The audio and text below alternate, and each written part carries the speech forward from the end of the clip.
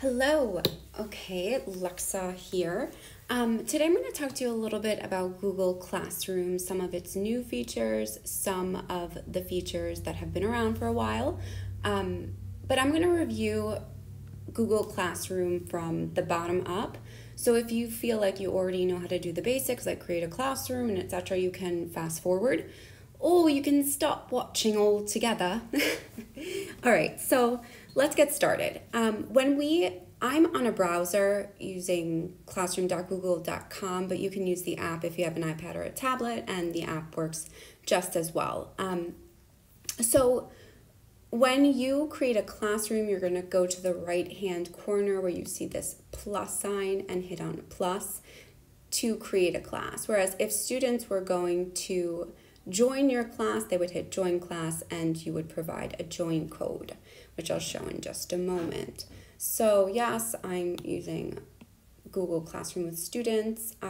My class name is, let's say, 5th grade 2020, 2021. If I had two sections, I can name it. This is humanities. I don't need a room. I create my class. Okay, so Google Classroom is a really powerful tool because it's a place, first, we are Google School, so there are lots of integrations within Google, within G Suites that you can integrate into your classroom or post on your homepage, which is what you see here. Stream is your front page, your home page, your dashboard, and this is what your students will see. In addition, or on the contrary, although Google Classroom is a wonderful platform for assignment posting and posting resources and multimedia, it is also visually sometimes difficult, especially for a student who struggle with executive functioning because it's vertically inclined, which means that if they're looking for a resource that was posted last week, they have to scan through vertically, which could be frustrating for a particular student, at least with my own experience. Of course, as they get older, I'm sure that's less of an issue, but just something to think about if you're teaching primary students or students who are younger. There are other platforms that you can use that might be more appropriate for the age level and their cognitive maturity, if that's a phrase. Okay, so here is my hub, here is my dashboard. I can select my theme. I don't like any of those. Let's do English and history. Yeah, let's do this compass. So I can change it to a photo if I'd like. Here in the upper left-hand corner, I have my class code. This is really what you're going to broadcast or project to your projector screen for students to navigate to classroom.google.com. They'll input this code and then they'll join your class. There are other ways to do it. You can invite them. For example, if you go to people up here in the top hand bar, you can invite students by clicking on this little Gremlin guy. And then you can type in their email and hit invite, but that takes a lot of work. Make your students do the legwork and invite them by using this class code up here. Okay, on the left-hand side, we have assignments that you've created and that are due. That's an important tool that sometimes students don't recognize exists there. That is like your personal assistant telling you, hey, on Friday you have a quiz that's upcoming. So you can just use this as, for example, like a Facebook status. Hi, I'm hungry. If you wanted to do that, you can, possibly welcoming your students at the beginning of the year. An awesome feature that's relatively new is that you can post to all students. If there were actual students in my class, below this all students option, each student's name would be listed, last name, first name, with a checkbox next to the name. So I could, check that to either show it to students or not show that post to students, depending on if it's, for example, a post or a publication for an assignment and you're doing differentiated assignments, for example. And all of the posts and the assignments give you the option to select the students you want to show, which is awesome. You can add directly from your Google Drive, you can add a web page, you can add a file from your computer, you can add a video, you can, yeah. So let's go back to the top here. If you go to settings, which is this settings, this icon is standard for settings, this little wheel gear thing. Okay, so I'm going to take a look at my class details. Again, here we have the class code. You can display it, you can reset it. For example, you can disable it if you don't want any new students joining. But take a look at the stream here. So my first year working at Hillel and my first year also working with Google Classroom, I was absent. I posted an assignment for students to complete. I had not adjusted these settings.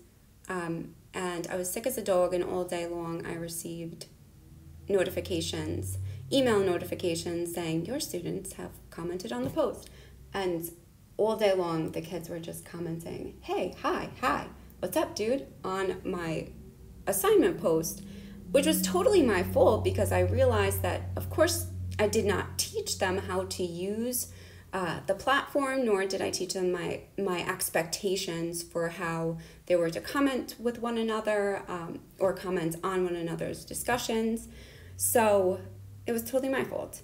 You have to teach students and you have to model for students the way you use this forum. Although it's online, we're not texting one another. This is formal and this is our learning space online if you choose to use Google Classroom. So I would say what I do is I keep this setting on only teachers can post or comment. And I keep it on only teachers can post or comment until I've taught my students and I'm comfortable with allowing them to comment on the posts freely. I personally don't use students can post and comment because that means that students would be posting assignments. And for me, it's just not necessary. If there is something that you want students to be able to post and it can't be accomplished via a comment on your original post, then go ahead and change that. Classwork on the stream, so it says show condensed notifications. That's easy, or that's cleaner looking because it's only going to show like a brief title of that publication or that post rather. But it could also be difficult if you're posting an assignment and resources or multiple resources attached to that post each day. Students might not be able to find what they're looking for. That could be frustrating. So you might want to show the full attachments and details. Here is this grading. Google integrates with Alma. So you could potentially log into Alma, connect your Google Classroom account, and it'll pull all of the grades automatically if that's what you choose to do. If you choose to pull the grades from Google Classroom, your Alma categories, grading categories, should match up with your Google Classroom categories. So let's say I have quizzes and each quiz is 10 points. Let's say 50 points. Homework and each homework assignment is 10 points, and then like summative evaluations or like tests, essays are 100 points. Okay, so those are my grades. Those grades match what I would like Alma to reflect. I can show my grades to my students after I grade them. I can show how I want, or I can select how I want them to be calculated, whether that's total points or each category has a different weight. That's up to you. You can show grades to students or you cannot. Highlighted orange means that it's actively showing students the grades.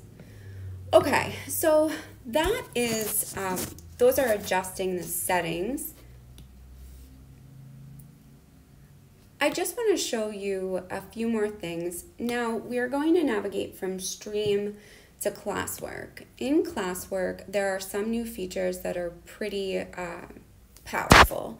So if you go to Create there are some relatively new options here. So I would say, all right, let's take a look at topic, which is this last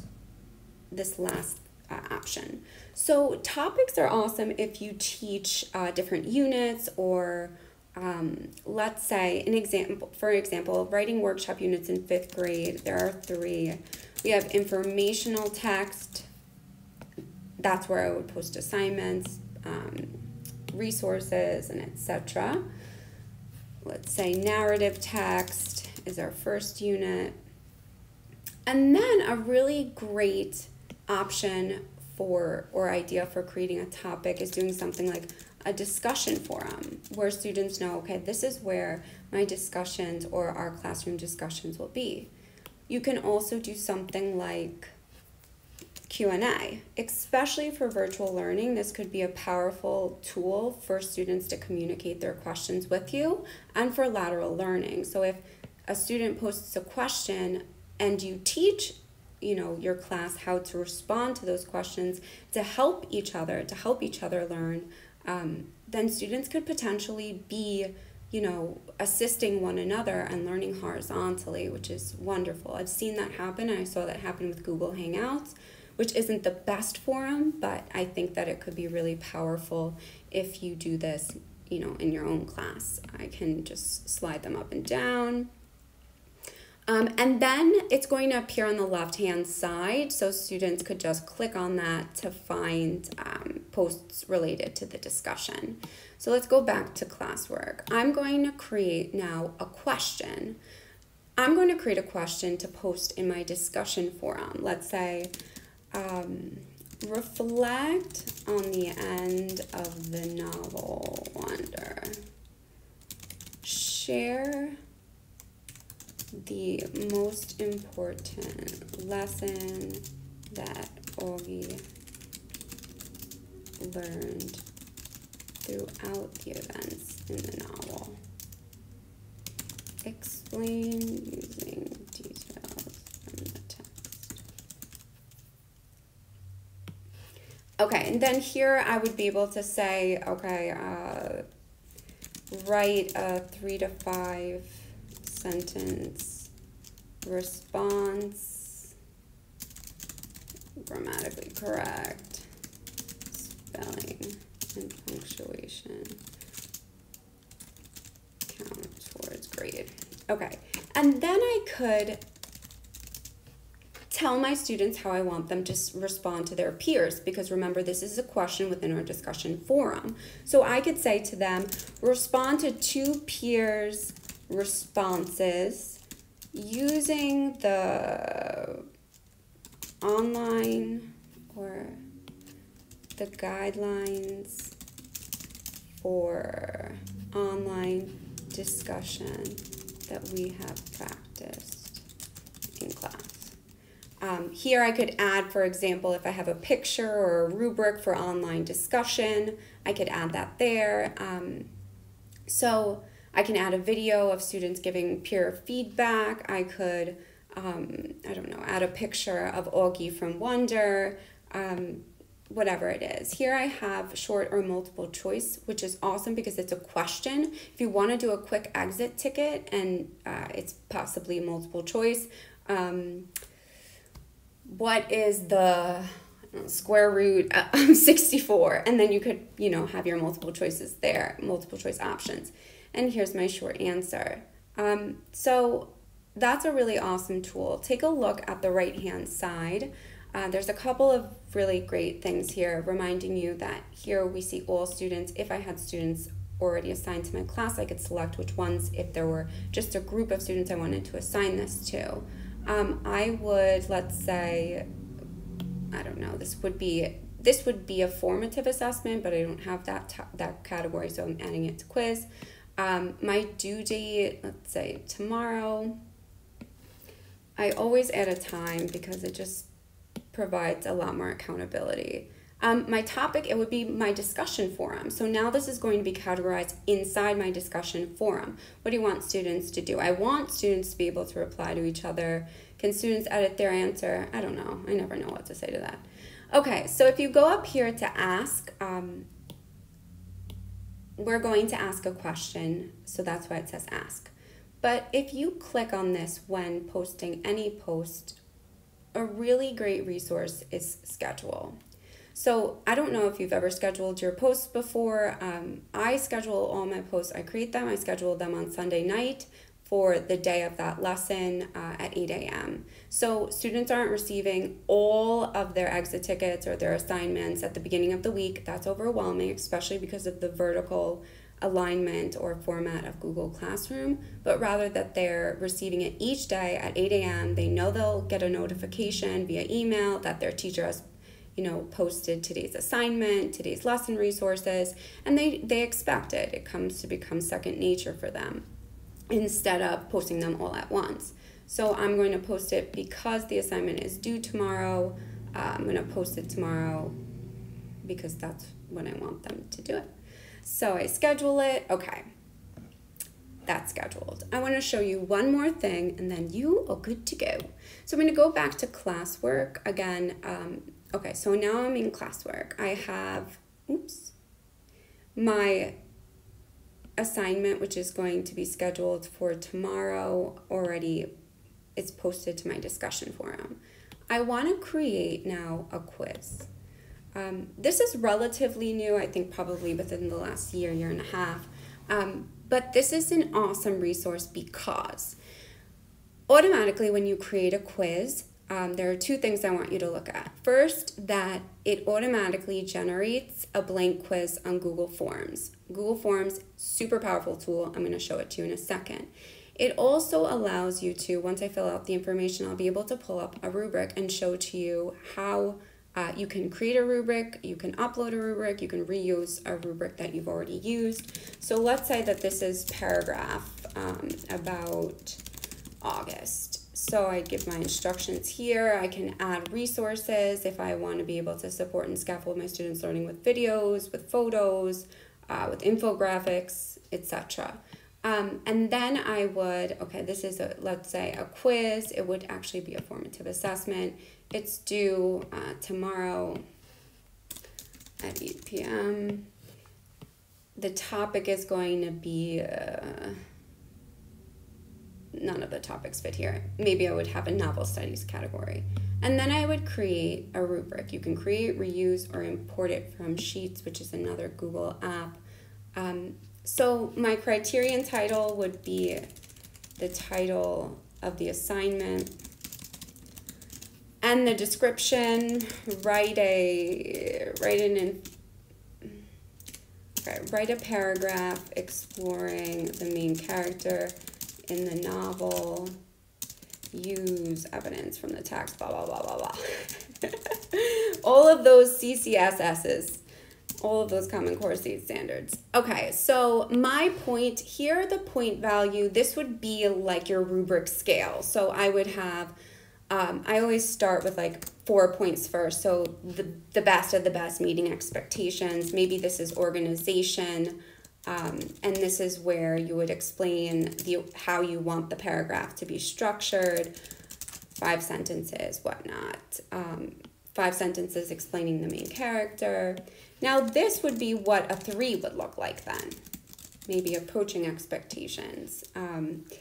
3 to 4 sentences, does not use quote from the text. And then I could add criteria, which would give it another level. And this could be like concepts and ideas. This would be the actual content that you're assessing, and etc. So let's say for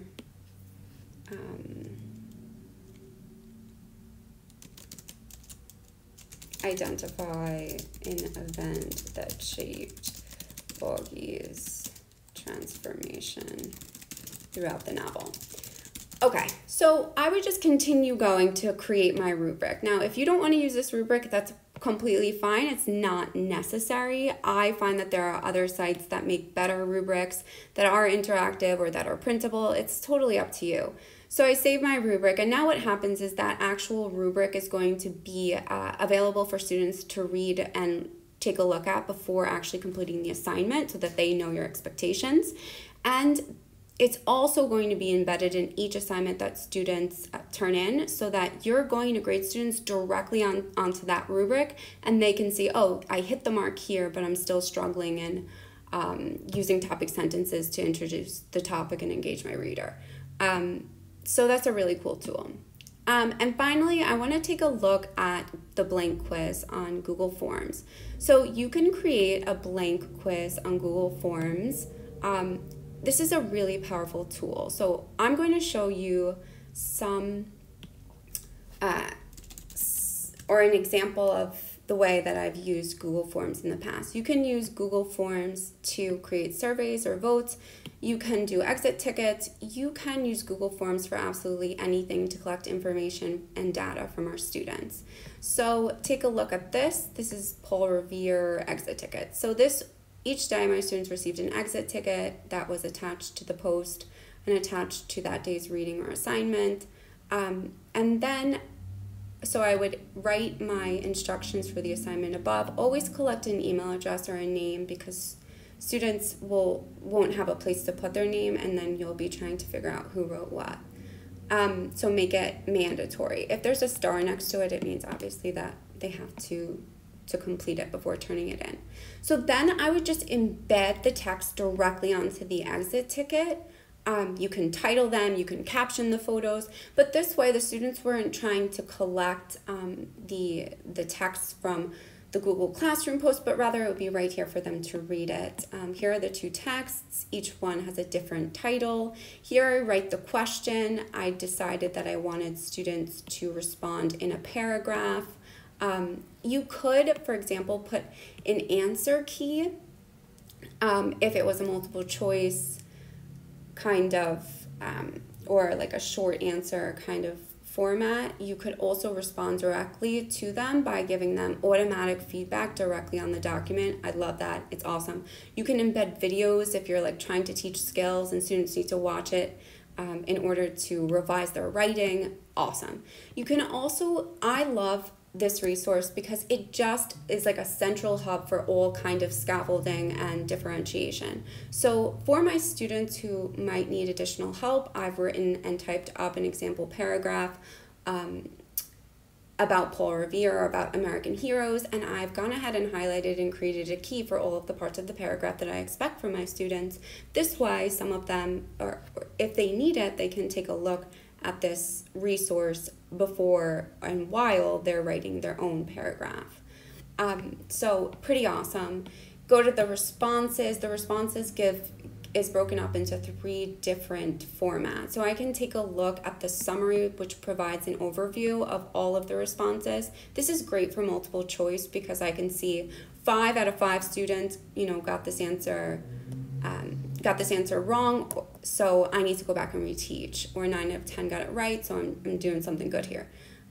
Or you can go to individual question, very similar. Individual responses, you click on this top bar, which has all of their emails, and you can take a look at each student's responses while you're grading. An awesome feature is it tells you right here, 10 out of 18 students turn this in, which is a problem, but it allows me to see right away, okay, these 8 students have not completed this work, I need to email them or, check in.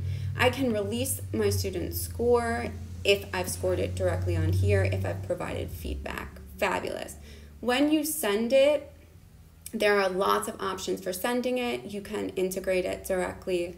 You can email it. You can copy and paste the link into an assignment. You can embed the HTML, which I'm not going to talk about here, or you can just pull it up in Google Classroom when you go to create a post. So fabulous resource. Google Classroom is pretty cool, but I like Google Forms a lot better, just in terms of its features. Anyway, so that's that. Please let me know if you have absolutely any questions. I hope you learned something from this today. If you didn't, I'm sorry for wasting your time, and have a